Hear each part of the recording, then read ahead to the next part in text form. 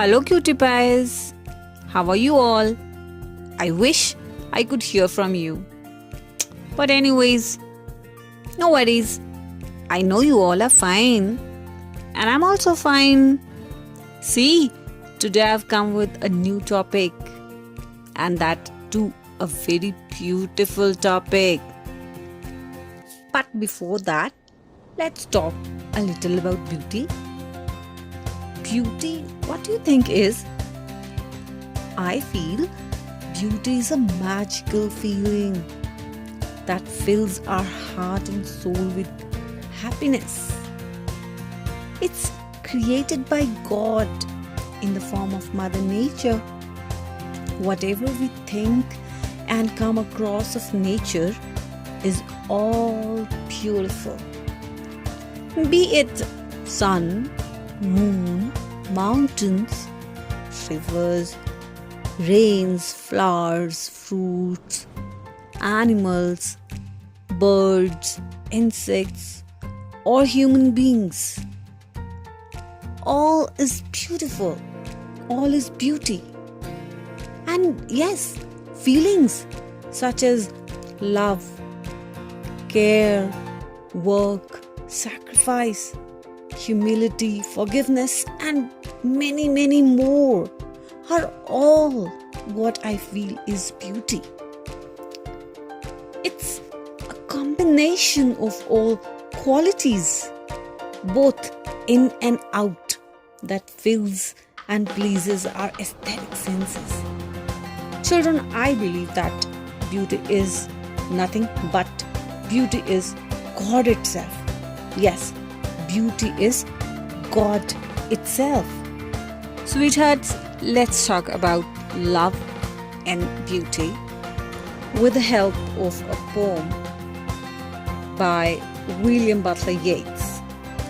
And the name of the poem is For Anne Gregory, where Anne Gregory is the name of a young woman. And this poem is a conversation between a young man and a young woman. What are they arguing about? Let's read the poem and find out. Never shall a young man, thrown into despair by those great honey-colored ramparts at your ear, love you for yourself alone and not your yellow hair. But I can get a hair dye and set such color there, brown or black or carrot, that young men in despair may love me for myself alone and not my yellow hair. I heard an old religious man but yesternight declare that he had found a text to prove that only God, my dear, could love you for yourself alone and not your yellow hair. The poem starts with the speaker, a young man, addressing Anne Gregory. The speaker says that her beautiful honey-colored hair can make any man fall in love with her. This love is not for Anne, but for her beautiful features, especially Anne's gorgeous hair. They've been compared to walls, symbolizing outer beauty that prevents anyone from looking inside her soul. This beauty can capture any man's attention so that he may never be able to look beyond that beauty and into Anne's character. This is what makes the speaker believe that no man can love Anne for what she is without her beauty. One can love her for her beautiful hair and her beauty. The young man in the poem praises the great honey-colored hair of Anne. Anne's hair have been called rampart, meaning boundary wall. It is called so because they act as a wall, as they prevent young man from looking beyond those yellow hair into her soul. Her hair so attractive that young man cannot look at anything else. Anne's yellow hair is so pretty that young men hopelessly fall in love with her. She's so pretty that everyone wants her, which cannot happen. Hence, they are thrown into despair. It is impossible, the young man says, to love you for yourself alone and not your yellow hair. The poet tells Anne Gregory that your beauty is so captivating, you are so attractive that men cannot ignore you. They cannot go beyond your beautiful hair to look inside you, that what kind of a person you are, what are your qualities. They cannot love you from inside, they cannot love your soul.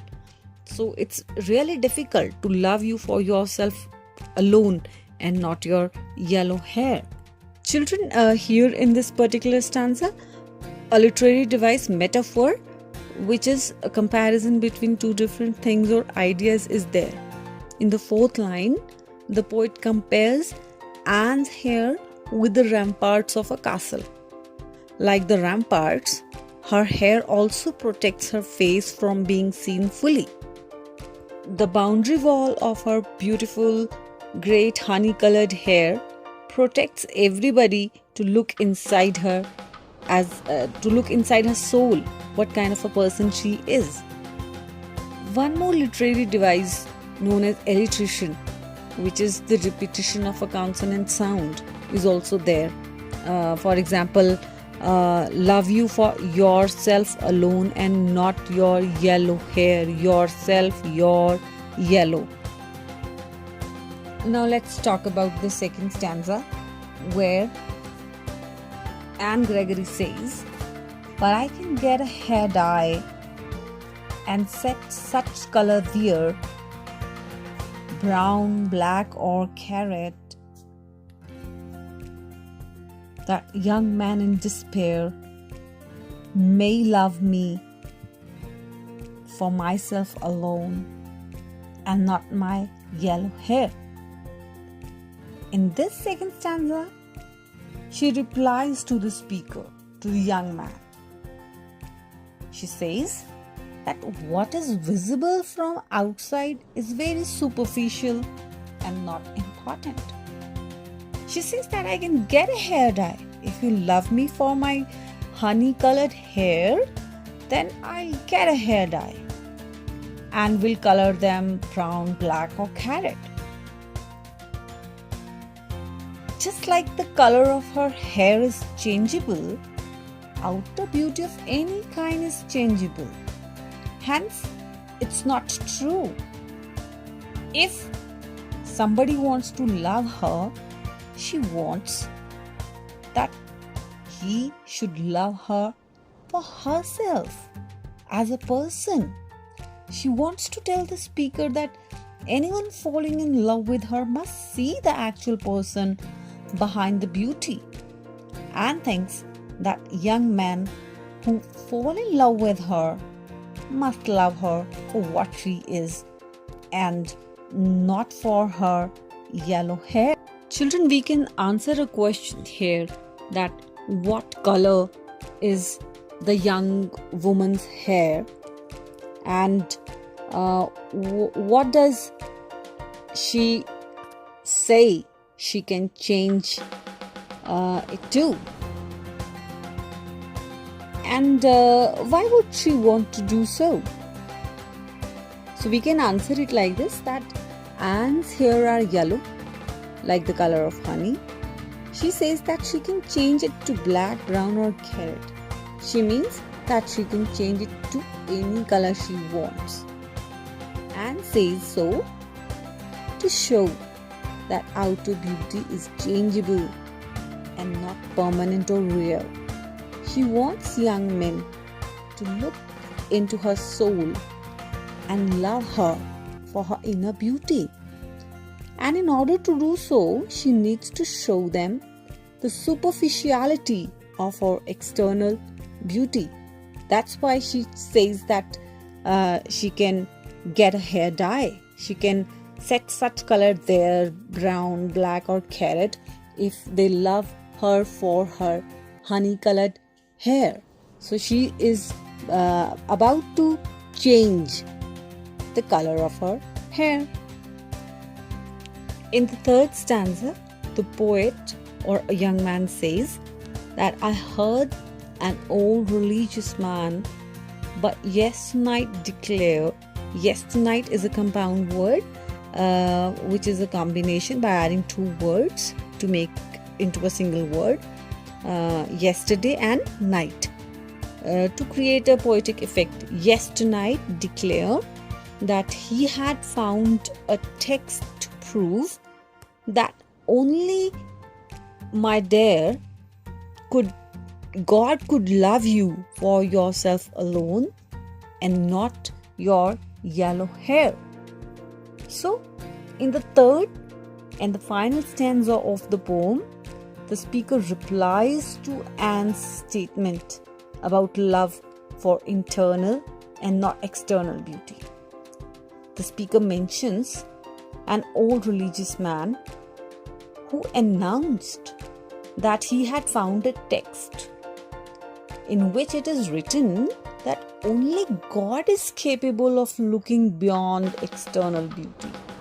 Here, speaker means that humans do not have the depth and understanding to look inside the soul of a person. Humans are always carried away by the shine and glitter of the outer beauty, and they never care to know the person behind the beautiful appearance.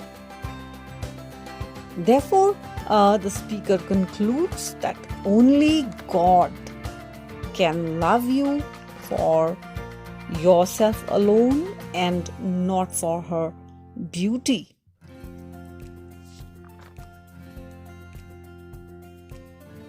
The poet, he says that it is difficult, almost impossible, to find a person in your life who loves you truly. By truly, he means the one who loves you for your qualities and not your looks. Only God loves us for what we are from inside. Physical beauty may be important for young men or human beings, but God does not love human beings for the physical beauty. The poet also gives a compliment to Anne at the end of the poem, that Anne, if you are a beautiful person from inside, then you can never look ugly, even by changing the color of your hair. Men judge women by their looks, and so a girl who isn't pretty but who perhaps has a great personality or some unique talent is not appreciated. The poet feels that this is injustice, and so he tells Anne to beware of men who love her for her yellow hair or for her outward appearance only. He tells her that she should only value a man who loves her for her inner beauty, even if such a man is hard to come by. So children, now let's just summarize the poem. In this poem, the poet describes a conversation between himself or a young man and Gregory, a young woman. He tells Anne that her hair is beautiful and that all men who claim to be in love with her love her for her hair. In other words, all men love her for her outward appearance, not for her inner beauty. To this, Anne replies that she can easily dye her hair black or brown or orange, carrot, and then she would look ugly. If she looked ugly, then perhaps some men would look beyond her appearance and see her for who she really is from the inside. However, the poet quickly assures her that no such thing will ever happen. It is a universal truth that men always judge women by their physical appearance alone. Besides, even if Anne wants to look ugly, she cannot do so, for she is a beautiful person from inside. So children, I'm sure you liked the poem and learnt that inner beauty is far more important than outer appearances. The inner qualities makes us more beautiful than our outer appearances.